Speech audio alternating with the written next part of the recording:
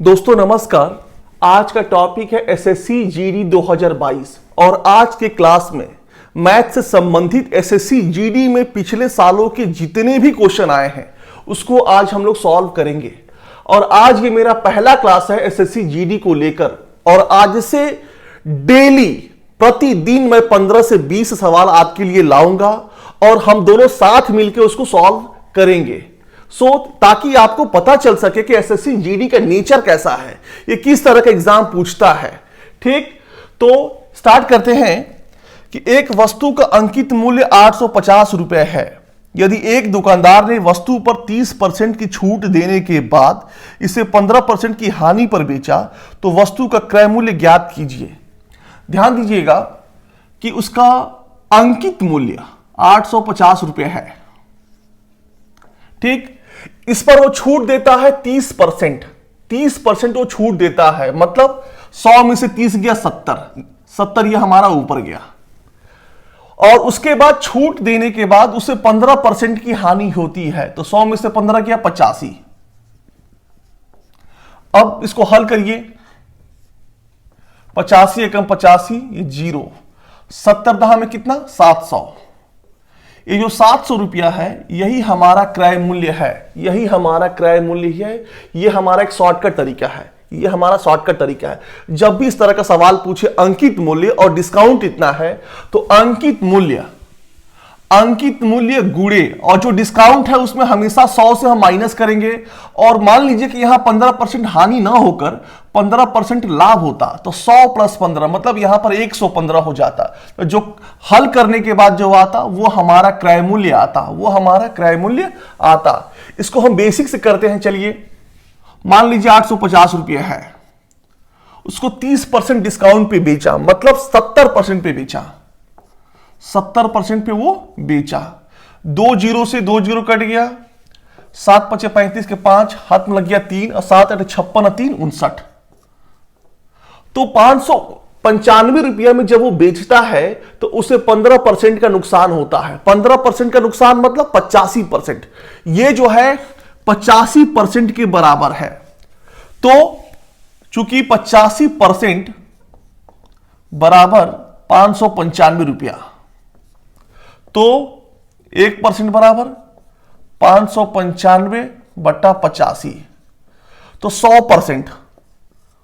100% बराबर 595 बटा 85 गुणे 100।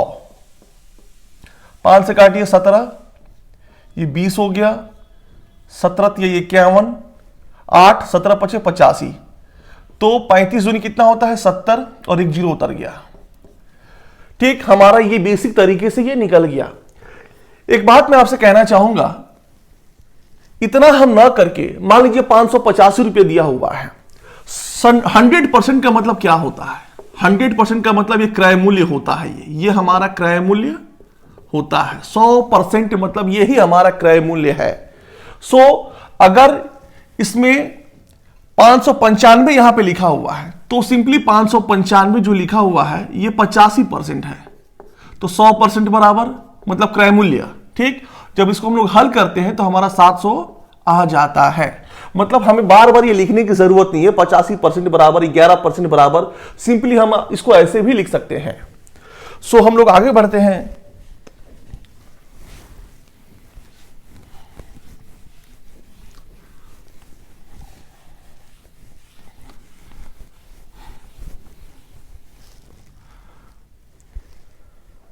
सवाल यह है कि एक वस्तु को एक तय मूल्य पर बेचा गया, इसे उस मूल्य के 4/5वें हिस्से पर बेचने पर 16% की हानि होती है। मूल्य पर अर्जित प्रतिशत लाभ ज्ञात करिए। ठीक है, मूल मूल्य पर अर्जित प्रतिशत लाभ ज्ञात कीजिए। मतलब क्रय उसको बेनिफिट कितना होता है, कितने प्रतिशत का लाभ होता है, ये पूछा है। ध्यान दीजिएगा, मान लीजिए कि क्रय मूल्य 100 रुपया है, मान लीजिए कि 100 रुपये पे बेचा गया। ध्यान दीजिएगा, 100 रुपये में उसको बेचा जाता है, तो 4/5 मूल्य ये तय है, ये हमारा जो मूल्य है ये तय मूल्य है।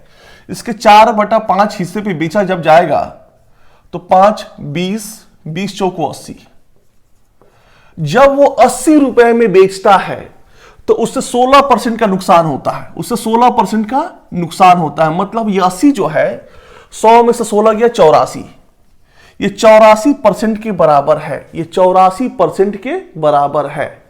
तो 100% बराबर, काटिए इसको, 4 से 20, 4 दूनी 8, 4 एकम 4। अब कुछ कटेगा? अब कुछ नहीं कट रहा है। मतलब 2000/21, 2000/21 ये क्या है? ये क्रय मूल्य है। अभी मैंने आपसे कहा था कि 100% जब हम निकालते हैं इसका मतलब हम क्रय मूल्य निकालते हैं। तो ये हमारा क्रय मूल्य है और पहले वो बेच रहा था इतने में, पहले वो बेच रहा था इतने में, ठीक। तो लाभ बराबर ये हमारा क्रय मूल्य है, ये हमारा क्रय मूल्य है, ठीक है। और ये लाभ बराबर हमारा हुआ 2000,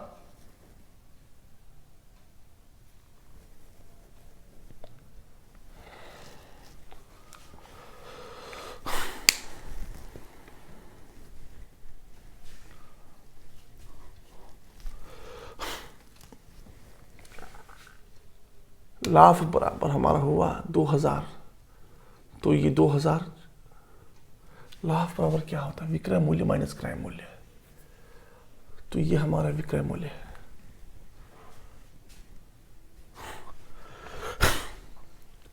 तो लाभ बराबर होगा, लाभ बराबर क्या हो गया? विक्रय मूल्य माइनस क्रय मूल्य। प्रॉफिट बराबर क्या होता है? Selling price minus cost price, ठीक है। ये हमारा प्रॉफिट हो गया। लाभ बराबर, तो 100 रुपये में हम बेच रहे हैं, ये हमारा विक्रय मूल्य है, तय मूल्य है, और ये हमारा क्रय मूल्य है 2000/21। तो जब इसको हल करेंगे तो 2100 में से 2000 गया 100, 100/21, 100/21, ये हमारा लाभ निकल गया। अब उसके बाद हमें क्या करना है? सवाल क्या पूछा है कि मूल मूल्य पर अर्जित प्रतिशत लाभ ज्ञात करिए, ठीक है। तो लाभ हमारा ये हो गया। तो लाभ प्रतिशत बराबर हमारा होता है 100/21 बटा ये हमारा 2000/21 गुणे 100। जब हम लोग इसको हल करेंगे तो 100/21 गुणे 21/2000 इंटू 100, 21 हो गया, 2 जीरो से ये 2 जीरो कट गया, 20/25 100, हमारा निकल गया 5%। 5%। चूंकि मैं समझा रहा हूं तो चीजों को मैं विस्तार से लिख रहा हूं, लेकिन जब आप इसे सॉल्व करेंगे तो चीजें बहुत फास्ट होगी आपसे। प्रैक्टिस से होगा, ये सिर्फ प्रैक्टिस से होगा। सो इसमें कुछ नहीं है। हम क्या किए, इसको 100 रुपये मान लिए, ये हमारा तय मूल्य है। 100 का 4/5 में वो बेचता है, यदि वो बेचता तो 80 रुपया हुआ उसका। 80 रुपये में बेचने पर उसे 16% का नुकसान होता है, मतलब ये 84% का मूल्य है। तो 100% बराबर ये हमारा आ गया, ये हमारा कॉस्ट प्राइस आ गया। तो लाभ बराबर होता है विक्रय मूल्य माइनस क्रय मूल्य। ये हमारा विक्रय मूल्य है, इतना में हम बेचे हैं। तो 100 माइनस क्रय मूल्य, जब इसको हम हल करते हैं तो हमारा ये 5% आ गया, हमारा ये 5% आ गया। अब हम लोग आगे बढ़ते हैं।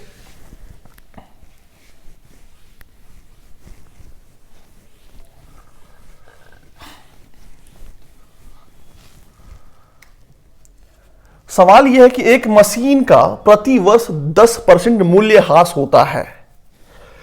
मशीन की वर्तमान कीमत 2,50,000 रुपये है, तो 2 वर्ष बाद मशीन का मूल्य कितना होगा? इस समय 2,50,000 उसका मूल्य है, ध्यान दीजिएगा।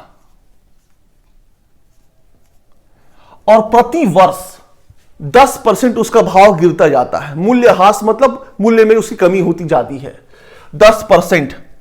तो मतलब 90/100, 10% कम हो गया मतलब 90/100। तो ये हमारा पहले साल का निकल गया, ये हमारा पहले साल का निकल गया। पूछा है 2 साल बाद, तो फिर 10% 90/100। अब हमारा ये पहले साल का और ये आगे आ गया तो 2 साल का हो गया हमारा ये। अब इसको हल करते हैं, 2 जीरो 2 जीरो 4 जीरो, 4 जीरो से 4 जीरो कट गया, ठीक। 99 कितना होता है 81, 99 81, 81 100 में से 25 का मल्टीप्लाई करेंगे हम तो 25 सुना 0, 25 सुना 0, 25 से कम 25 के 5, हाथ में लग गया 2, और 25 अठे 200 और 2 202, ठीक, 202। तो हमारा ये आंसर आ गया।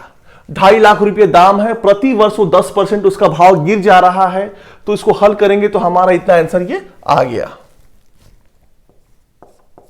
आगे बढ़ते हैं।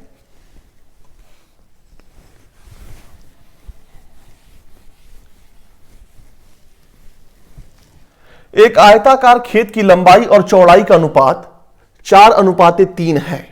यदि 2 रुपये प्रति मीटर पर खेत की जुताई की लागत 600 रुपये है तो खेत की लंबाई ज्ञात करें।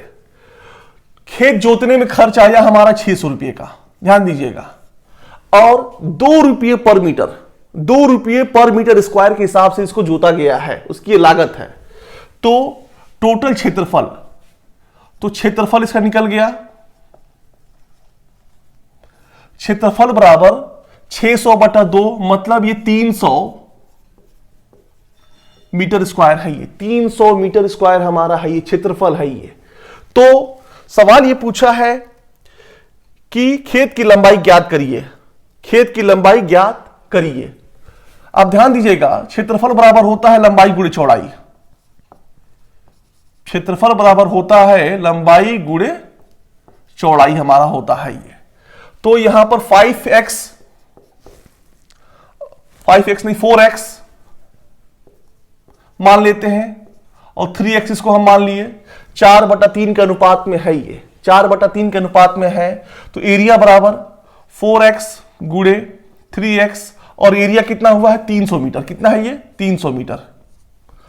तो 12x स्क्वायर बराबर 300, अब 12 से काटिए, 12 दूनी 24, 12 दूनी 24, 6 12 5 60, तो x बराबर कितना आ गया 5, एक्स स्क्वायर बराबर 25, तो x बराबर 5। तो लंबाई कितना है इसका 4x, तो 4 और x का मान 5, 5 चौको 20, 20 मीटर ये लंबा है, 20 मीटर ये लंबा है। इस सवाल में कुछ नहीं था, हम लोग आगे बढ़ते हैं। एक दुकान 30% और 25% की 2 क्रमिक छूट की घोषणा करता है। 1200 रुपये क्रय मूल्य वाली शर्ट का अंतिम विक्रय मूल्य क्या होगा। हम लोग एक दुकान में जाते हैं, दुकान में जाने के बाद देखते हैं कि शर्ट एक पसंद आ गया हमें, उस शर्ट की कीमत 1200 रुपये है, उस शर्ट की कीमत कितनी है 1200 रुपये है, और दुकानदार उस पर 2 छूट देता है, एक 30% का और एक 25% का। तो बताइए टोटल कितने पैसे में हम उसे खरीदे। तो 1200 रुपया हुआ ये,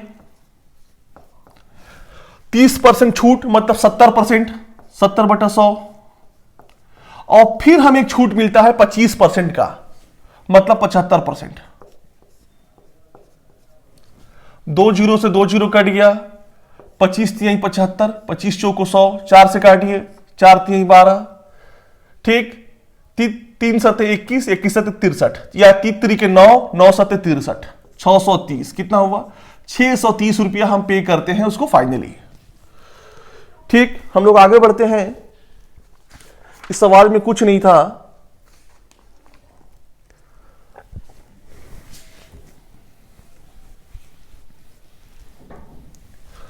दो संख्याओं का अनुपात 3:5 है, दो संख्याओं का अनुपात, तो दो संख्याएं क्रमशः 3x एंड 5x है, ध्यान दीजिएगा, और उनका महत्तम समापवर्तक HCF 6 है, HCF उनका 6 है। तो महत्तम समापवर्तक मतलब होता है कि दोनों संख्याओं से ये मल्टीप्लाई होगा, कम से कम ये 6 से तो मल्टीप्लाई होगा ही। तो 6 3 18, एक संख्या 18 हो गया और दूसरी संख्या 6 5 30। तो इनका एलसीएम पूछा है, कुछ नहीं है, इनका एलसीएम निकाल दीजिए। 2 9 18 15, 3 3 के 9, 3 5 15। अब कुछ कट रहा है, नहीं कट रहा है, 2 3 6, 6 3 18, 18 5 90। तो इनका एलसीएम कितना आ गया 90 आ गया, इनका एलसीएम 90 आ गया। ठीक, हम लोग आगे बढ़ते हैं।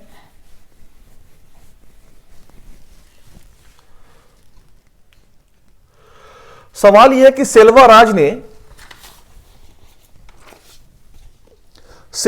ने एक फ्लैट खरीदने के लिए 38 लाख रुपए वन टाइम पेमेंट की।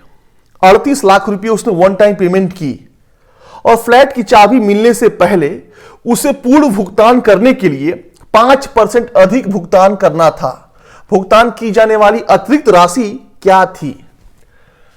मतलब उसने फ्लैट जब उसने पसंद किया तो 38 लाख रुपए उसने दिया, लेकिन पूर्ण रूप से उसको फ्लैट लेने के लिए चाबी मिलने से पहले उसको बचा हुआ 5% देना पड़ा।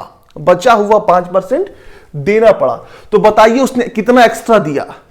कितना एक्स्ट्रा दिया मतलब जो बाद में वो 5% दे रहा है वो कितना दे रहा है, सवाल ये पूछ रहा है। तो 38 लाख रुपए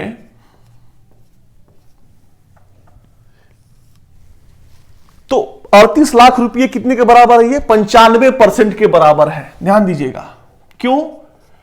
क्योंकि 100% पे बात हुई थी, तो उसने क्या किया कि 38 लाख रुपए दे दिया और बचा हुआ 5% वो चाबी लेते समय देता है। तो 95% का दाम है, तो 5% कितना होगा? सवाल हमारा ये पूछा है। कुछ नहीं है, 5 से काटिए 19, 19 दूनी 38, 2 लाख रुपया कितना हुआ? ये 2 लाख रुपया हुआ।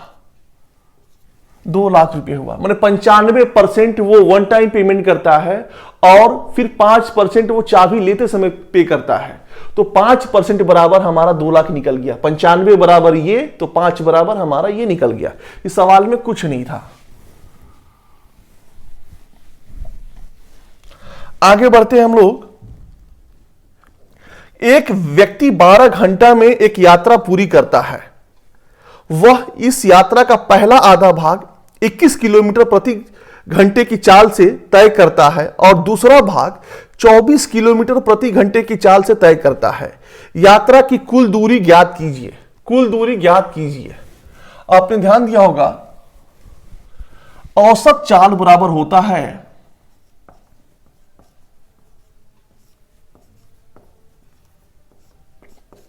कुल दूरी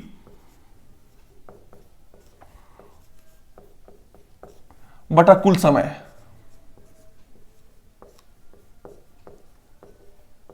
ठीक, तो औसत चाल बराबर कुल दूरी बटा कुल समय होता है और इसका एक फॉर्मूला होता है 2xy अपान x प्लस वाई।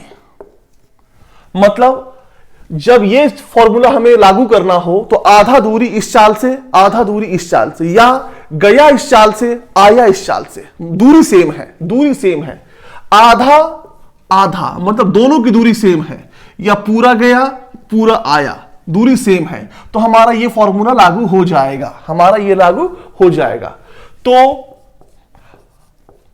21 की चाल से फिर 24 की चाल से, और 24 21 कितना होता है? 45। 24 21 कितना होता है? 45। ये हम औसत चाल निकाल रहे हैं। क्या निकाल रहे हैं? औसत चाल निकाल रहे हैं। तो 3 8 24, 15, 3 7 21, 3 5 15, 2 7 14, 8 112, 112 बटा 5। ये हमारा औसत चाल निकल गया। औसत चाल हमारा निकल गया। पूछा यह है कि दूरी ज्ञात करिए। दूरी बराबर चाल गुणे समय। दूरी बराबर चाल गुणे समय। दूरी बराबर चाल, चाल उसका ये है 112 बटा 5। समय कितना है? 12 है। समय कितना है? 12 घंटा। हल करिए इसको। 12 दूनी 24 के 4, हाथ में लग गया 2, 12 कम 12 दो 14 के 4, हाथ में लग गया 1, 12 कम 12 1 13। तो दशमलव में लाने के लिए हम 2 से मल्टीप्लाई कर देंगे, ऊपर भी 2 से और नीचे भी 2 से। तो 2 चौके 8, 2 चौके 8, 13 दूनी 26 और नीचे 10 हो गया, तो 268.8, 268.8। चूंकि आंसर जो है दशमलव में दिया हुआ है, इसीलिए दशमलव में लाने के लिए हम ऊपर से 2 से मल्टीप्लाई किए, नीचे भी 2 से मल्टीप्लाई करिए, तो हमारा ये आ गया। एक जीरो एक संख्या के पहले आ जाएगा, तो ये हमारा हो गया। टोटल दूरी हमारा ये निकल गया। आगे बढ़ते हैं।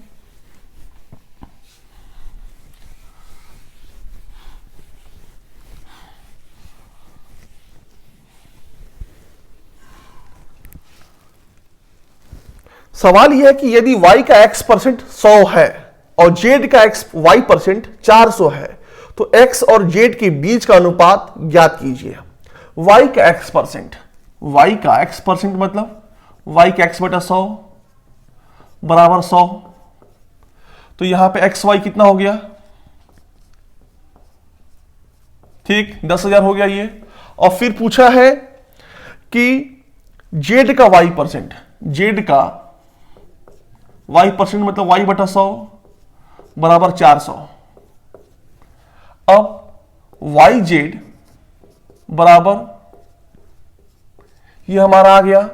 तो पूछा यह है कि x और z के बीच का अनुपात ज्ञात करिए। x और z के बीच का अनुपात कुछ नहीं है, xy बटा yz,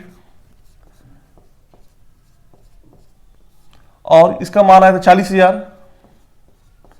4 जीरो से 4 जीरो कट गया, ये y से y कट गया, तो x बटा z, इसीलिए x बटा z कितना आ गया, 1/4। तो x और z का अनुपात कितना है, 1:4 है। x और z का अनुपात कितना है, 1:4 है, 1:4 है। ठीक, हम लोग आगे बढ़ते हैं।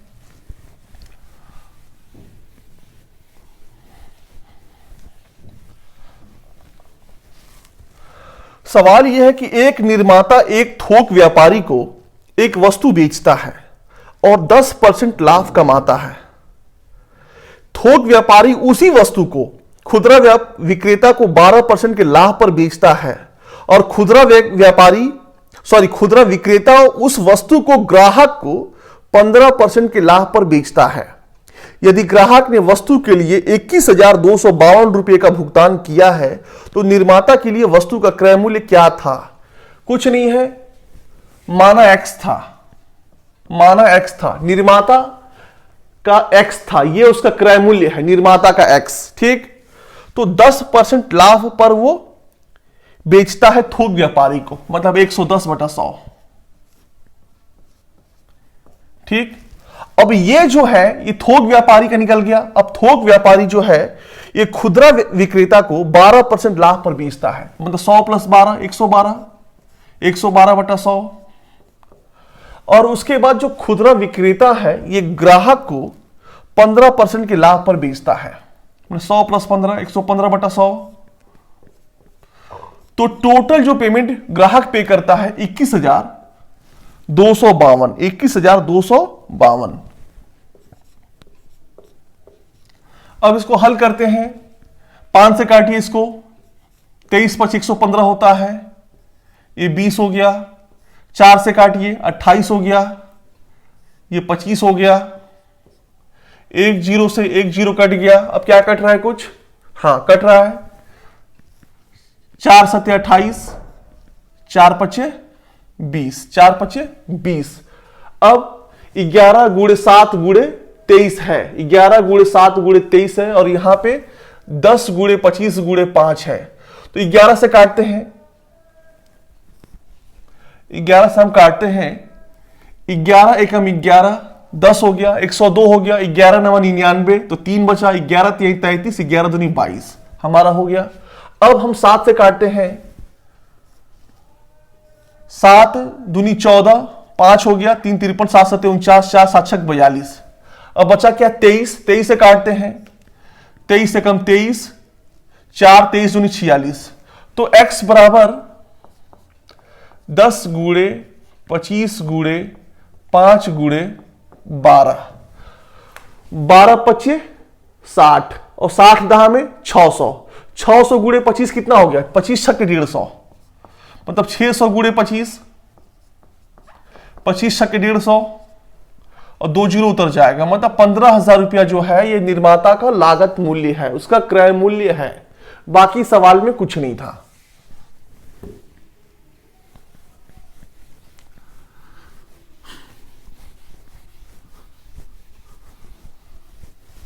हम लोग आगे बढ़ते हैं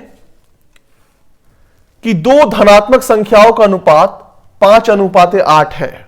यदि उनके वर्गों का योग 356 है तो इन संख्याओं का योग कितना होगा। कुछ नहीं है, दो संख्याएं माना 5x + 8x है, 5x और 8x है। ठीक, तो इनके वर्गों का अनुपात, तो 5x का होल स्क्वायर प्लस 8x का होल स्क्वायर बराबर 356, बराबर 356 ये दिया हुआ है। तो 25x square plus 64x square बराबर 356। 25 और 64 कितना होता है? 64 10 74 और 84 5 79, सॉरी 64 और 20 84 5 89 हो गया। कितना हो गया? 89 हो गया। तो 89 एक्स स्क्वायर बराबर 356। तो एक्स स्क्वायर काटिए इसको, ये 4 से कट रहा है, देखिए 356 है ये 4, इसीलिए एक्स बराबर 2। 2 पचे 10 और 2 अट्ठे 16, 10 16 कितना हो गया? 26। 10 16 कितना हो गया? 26। ये हमारा आंसर आ गया। ये इस सवाल में कुछ नहीं था। हम लोग आगे बढ़ते हैं।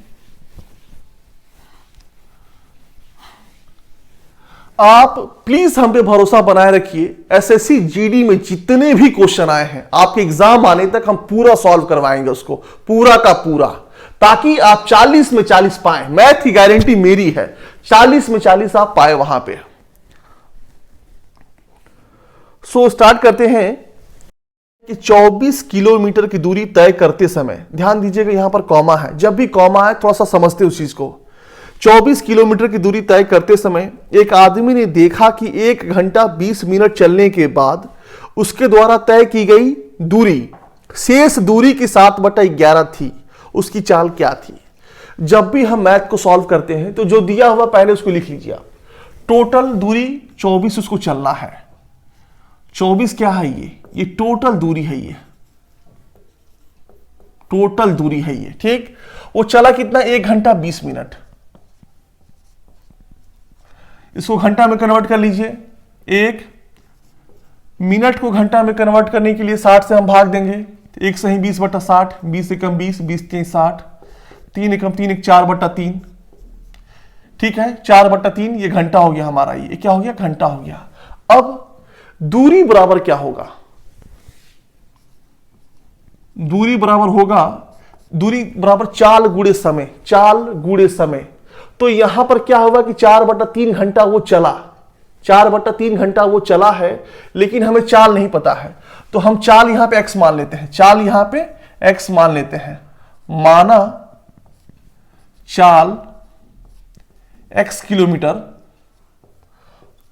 प्रति आवर है, ठीक। अब निकाल सकते हैं दूरी बराबर चाल गुणे समय, 4/3 मतलब 4x/3। यह हमारा दूरी निकल गया। मतलब इतना वो चला है, इतना वो चला है, 24 में से इतना वो चला है। तो शेष कितना हुआ? शेष 24 माइनस 4x/3, यह हमारा शेष बचा। तो सवाल यह पूछा है कि शेष का 7/11 वो चला है। सवाल यह पूछा है कि शेष का 7/11 वो चला है। तो शेष का 24 माइनस 4x/3 का 7/11 वो चला है। कितना चला है वो? यहां पे 4x/3। तो इसको हम लोग हल करते हैं। 24 3 72 माइनस 4x/3 यहां बस गुणा है, गुणे 7/11 बराबर 4x/3। इस 3 से ये 3 कट गया, ठीक। अब कुछ कट रहा है, अब कुछ नहीं कट रहा है, तो सिंपली हम मल्टीप्लाई करते हैं। 7 का मल्टीप्लाई जब 72 से करेंगे हम, तो कितना हुआ? ये 504, 7 दूनी 14, 50 हो गया। 7 चौक 28x बराबर 11 चौक 44, 44x। अब जब ये x सुधर जाएगा तो 44 प्लस 28 कितना होता है? 72। 44 प्लस 28 कितना हो गया? 72। तो 72x बराबर 504। 72 कहां से आया? जब 28 को हम उधर ले जाएंगे तो ये प्लस हो जाएगा। तो 44 प्लस 28 72। तो 72x बराबर 504, इसीलिए x बराबर 72। जब इसको हम हल करेंगे तो 7 से मल्टीप्लाई करिए, 7 दूनी 14 के 4, हाथ में लग गया 1, 7 7 49 1 50। 7 कितना आ गया ये 7। तो उसकी चाल कितनी थी 7 किलोमीटर प्रति आवर। x का मान हम माने थे, माना चाल x किलोमीटर है, तो ये हमारा निकल गया। दोस्तों आशा करते हैं कि आपको समझ में आया होगा। यदि नहीं समझ में आए तो प्लीज आप कमेंट करिएगा, क्योंकि समय बहुत क्रूशियल है और बिल्कुल हम बेसिक से बताएंगे। यदि आपको नहीं आ रहा है तो इससे भी बेसिक से बताएंगे और भी समय लेके बताएंगे। एक बात और कहना चाहेंगे कि मैंने एसएससी सीजीएल के लिए 2022 के लिए बिल्कुल एक फ्री बैच स्टार्ट किया है। आप प्लीज उस वीडियो को देखिएगा, क्योंकि उसमें बेसिक प्लस ट्रिक दोनों उसमें बताया गया है। और डेली 15 से 20 सवाल का ये हम सीरीज लाते रहेंगे और एग्जाम आने तक एसएससी जीडी में जितने भी क्वेश्चन आए हैं मैथ के वो सब खत्म हो जाएगा। ये मेरा आपको आश्वासन है। यदि आपको ये वीडियो अच्छा लगा, समझ में आया, तो प्लीज आप इसको लाइक करिए, सब्सक्राइब करिए। पूरा वीडियो देखने के लिए बहुत बहुत धन्यवाद।